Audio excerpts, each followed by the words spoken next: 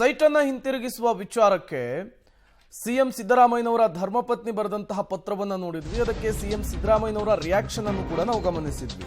But ಇದೇ ವಿಚಾರಕ್ಕೆ ಸಂಬಂಧಪಟ್ಟಂತೆ ದೂರುದಾರ ಸ್ನೇಹಮಯಿ ಕೃಷ್ಣ ಪಬ್ಲಿಕ್ ಟಿವಿ ಜೊತೆಗೆ ಮಾತನಾಡಿದ್ದಾರೆ. ಮೂಡಾ ಸೈಟ್ ವಾಪಸ್ಗೆ ಸಿಎಂ ಪತ್ನಿ ನಿರ್ಧಾರ, ನನ್ನ ಹೋರಾಟಕ್ಕೆ ಸಿಕ್ಕ ಮೊದಲ ಜಯ ಇದು ಅಂತ ಹೇಳಿದ್ದಾರೆ. ಪಬ್ಲಿಕ್ ಟಿವಿಗೆ ದೂರುದಾರ ಸ್ನೇಹಮಯಿ ಕೃಷ್ಣ ಅವರು ಹೇಳಿಕೆ ಕೊಟ್ಟಿರುವಂತಹದ್ದು.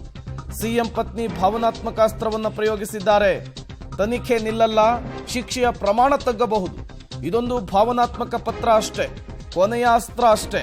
ಪಬ್ಲಿಕ್ ಟಿವಿಗೆ ದೂರುದಾರ ಸ್ನೇಹಮಯಿ ಕೃಷ್ಣ ಅವರು ಹೇಳಿಕೆಯನ್ನು ಕೊಟ್ಟಿರುವಂತಹದ್ದು.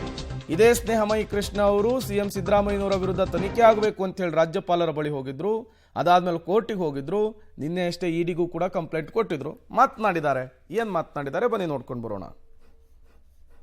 ಸಂಬಂಧ ಈಗಾಗಲೇ ಇಡಿ ಕೂಡ ಹಗರಣದ ತನಿಖೆ ವಿಚಾರದಲ್ಲಿ ಎಂಟ್ರಿ ಕೊಟ್ಟಿದೆ. ಈಗ ಇದರ ನಡುವೆ ಬಹಳ ದೊಡ್ಡದೊಂದು ಮಹತ್ತರವಾದಂಥ ಬೆಳವಣಿಗೆ ನಡೆದಿರುವಂತಹದ್ದು. ಸಿದ್ದರಾಮಯ್ಯನವರ ಪತ್ನಿ ಪಾರ್ವತಿ ಸಿದ್ದರಾಮಯ್ಯನವರು ತಮಗೆ ಸಿಕ್ಕಂತಹ 14 ಸೈಟ್ಗಳನ್ನು ವಾಪಸ್ಸು ಕೊಡುವಂತಹ ಕೆಲಸವನ್ನು ಮಾಡಿದ್ದಾರೆ. ಮೈಸೂರು ನಗರಾಭಿವೃದ್ಧಿ ಪ್ರಾಧಿಕಾರಕ್ಕೆ ಪತ್ರವನ್ನು ಕೂಡ ಬರೆದಿದ್ದಾರೆ, ನಾನು ವಾಪಸ್ ಕೊಡ್ತಾ ಇದ್ದೇನೆ ಅಂತ. ಅದರ ಜೊತೆಗೆ ಒಂದು ಎಮೋಷನಲ್ ಆದಂತಹ ಪತ್ರವನ್ನು ಕೂಡ ಬರೆದಿದ್ದಾರೆ. ಈಗ ಇದ್ರ ಬಗ್ಗೆ ಮಾತನಾಡೋದಕ್ಕೆ ಸ್ವತಃ ದೂರುದಾರರಾಗಿರುವಂತಹ ಸ್ನೇಹಮಯಿ ಕೃಷ್ಣ ಅವರೀಗ ನಮ್ಮ ಜೊತೆಲಿದ್ದಾರೆ. ಸರ್, ಪ್ರಮುಖವಾಗಿ ಸಿಎಂ ಪತ್ನಿಯವರ ಪತ್ರ ನಿಮಗೆ ಅಚ್ಚರಿ ತರ್ತಾ ಇದೆ ಹೇಗೆ? ಖಂಡಿತವಾಗ್ಲೂ ಒಂದು ರೀತಿಯ ಅಚ್ಚರಿ ಕೂಡ, ಮತ್ತೊಂದು ಕಡೆ ನಿರೀಕ್ಷೆ ಆಯಿತು ನನಗೆ. ಯಾಕಂದರೆ ಮುಂದಿನ ದಿನಗಳಲ್ಲಿ ಶಿಕ್ಷಣ ತಪ್ಪಿಸ್ಕೊಳ್ಳೋ ಹಿನ್ನೆಲೆಯಲ್ಲಿ ಈ ಒಂದು ಕೆಲಸವನ್ನು ಮಾಡಬಹುದು ಅನ್ನೋ ಒಂದು ನನಗೆ ಅನುಮಾನ ಆಯಿತು. ಸೊ ಅದು ಇವತ್ತು ಸಾಬೀತಾಗಿದೆ. ಯಾಕೆಂತಂದರೆ ಅವರು ಕಾನೂನಾತ್ಮಕ ಹೋರಾಟ ಮಾಡಿ ನನ್ನ ದೂರದಿಂದ ತಪ್ಪಿಸ್ಕೊಳ್ಳೋಕ್ಕೆ ಸಾಧ್ಯ ಇಲ್ಲ ಅಂತೇಳಿ ಅವ್ರಿಗೆ ಗೊತ್ತಾಗಿರೋದ್ರಿಂದ ಸೊ ಅನಿವಾರ್ಯ ಶಿಕ್ಷೆಯಿಂದ ತಪ್ಪಿಸ್ಕೊಳ್ಳೋಕ್ಕೆ ಸಾಧ್ಯ ಇದ್ದರೂ ಕೂಡ ಶಿಕ್ಷೆಯನ್ನು ಕಡಿಮೆ ಮಾಡಿಸ್ಕೊಳ್ಳೋ ಹಿನ್ನೆಲೆಯಲ್ಲಿ ಈ ತೀರ್ಮಾನಕ್ಕೆ ಬಂದಿದ್ದಾರೆ. ಸರ್, ಈಗ ವಾಪಸ್ ಕೊಟ್ಟಿರೋದ್ರಿಂದ ಏನು ಈಗ ಕೇಸ್ ನಡೀತಾ ಇದೆ, ಅದಕ್ಕೇನು ಪ್ರಯೋಜನ ಆಗುತ್ತೆ ಅವರಿಗೆ ಅಂತ? ಸರ್, ಅವ್ರಿಗೆ ಪ್ರಯೋಜನಕ್ಕಿಂತ ಹೆಚ್ಚಾಗಿ ನನಗೆ ಪ್ರಯೋಜನ ಆಗುತ್ತೆ. ಸೊ ನಾನು ಏನು ಆರೋಪ ಮಾಡಿ ಅದು ಇಷ್ಟು ಬೇಗ ಸಾಬೀತುಪಡಿಸೋದಕ್ಕೆ ಸಾಧ್ಯ ಆಗಿದೆ. ಅದ್ರ ಜೊತೆಗೆ ಬಹುಶಃ ಅವ್ರಿಗೇನು ಶಿಕ್ಷಣ ಸ್ವಲ್ಪ ಪ್ರಮಾಣ ಕಡಿಮೆ ಆಗುತ್ತೆ ಅಷ್ಟೇ ಹೊರತು ಶಿಕ್ಷಣ ತಪ್ಪಿಸ್ಕೊಳ್ಳೋದು ಸಾಧ್ಯನೇ ಇಲ್ಲ. ಸೊ ಅದು ಕಾನೂನಾತ್ಮಕವಾಗಿ ತನಿಖಾಧಿಕಾರಿ ನ್ಯಾಯಾಲಯದ ಆದೇಶ ಪ್ರಕಾರ ತನಿಖೆ ನಡೆಸಿ ಮಾನ್ಯ ನ್ಯಾಯಾಲಯಕ್ಕೆ ಅಂತಿಮ ವರದಿ ಸಲ್ಲಿಸಲೇಬೇಕು.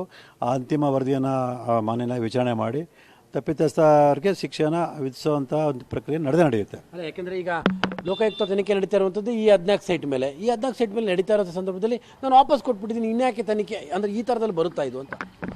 ಸರ್, ನನ್ನ ಅರ್ಜಿಯಲ್ಲಿ ಬರೀ 14 ನಿವೇಶನ ಸಂಬಂಧಪಟ್ಟ ಅಲ್ವೇ ಅಲ್ಲ. ಸೊ ಇದನ್ನು ಉದಾಹರಣೆಗೆ ಇಟ್ಕೊಂಡು ಮೈಸೂರು ನಗರಾಭಿವೃದ್ಧಿ ಪ್ರಾಧಿಕಾರದಲ್ಲಿ ನಡೆದಿರತಕ್ಕಂಥ ಸಾವಿರಾರು ಕೋಟಿಗಳ ಅವ್ಯವಹಾರನ ಸಮಗ್ರ ತನಿಖೆ ನಡೆಸಬೇಕಾದ್ರೆ ನನ್ನ ಮನವಿಯಲ್ಲಿ ಇರತಕ್ಕಂಥ ಅಂಶ. ಸೊ ಇರೋದ್ರಿಂದ ಸೊ ತನಿಖೆ ಮುಂದೆ ಬರೆಯುತ್ತೆ. ಅಲ್ಲ, ಈಗ ಲೋಕಾಯುಕ್ತ ತನಿಖೆ ನಡೀತಾ ಇರುವಂಥದ್ದು ಕೇವಲ ಈ 14 ಸೀಟಿಗೆ ಮಾತ್ರ ತಾನೆ? ಖಂಡಿತ ಅಲ್ಲ ಸರ್. ಇದನ್ನು ಉದಾಹರಣೆಗೆ ಇಟ್ಕೊಂಡು ಅಲ್ಲಿ 50 ಅನುಪಾತದಲ್ಲಿ ಏನು ಸಾವಿರಾರು ನಿವೇಶನಗಳ ಅಕ್ರಮ ವ್ಯವಹಾರ ನಡೆದಿದೆ, ಅದು ಎಲ್ಲರೂ ತನಿಖೆ ನಡೆಯುತ್ತೆ. ಅಲ್ಲ, ಈಗ FIR ಆಗಿರುವಂಥದ್ದು ಸಿದ್ದರಾಮಯ್ಯನವ್ರದ್ದು, ಸಿದ್ದರಾಮಯ್ಯ ಫ್ಯಾಮಿಲಿಗೆ FIR ಆಗಿರುವಂಥದ್ದು ಇದೇ 14 ಕೇಸಲ್ಲಿ. ಸರ್, ಇದನ್ನು ಉದಾಹರಣೆಗೆ ಇಟ್ಟು ಅವ್ರ ಮೇಲೆ FIR ಆಗಿದೆ. ಇದು ಉದಾಹರಣೆಗೆ ಅಷ್ಟೇ. ಈ ಉದಾಹರಣೆ ಇಟ್ಕೊಂಡು ಅಲ್ಲಿ ನಡೆದಕ್ಕಂಥ ಸಮಗ್ರ ಅವ್ಯವಹಾರಗಳ ಬಗ್ಗೆ ತನಿಖೆ ನಡೆಯುತ್ತೆ. ಸೊ ಈ ನಿಟ್ಟಿನಲ್ಲೇ ನಾನು ಲೋಕಾಯುಕ್ತ ಅಧೀಕ್ಷಕರಿಗೆ ಒಂದು ಸುದೀರ್ಘವಾದ ಮನವಿ ಪತ್ರವನ್ನು ಕೊಟ್ಟಿದ್ದೀನಿ. ಯಾರನ್ನ ಆರೋಪಿಗಳು ಮಾಡಬೇಕು, ಯಾವ ಸಾಕ್ಷ್ಯನ ಸಂಗ್ರಹ ಮಾಡಬೇಕು, ಯಾವ ದಾಖಲೆನ ಪರಿಗಣಿಸಬೇಕು ಅಂತೇಳಿ ನಾನು ಮನವಿ ಪತ್ರ ಕೊಟ್ಟಿದ್ದೀನಿ. ಅಲ್ಲ,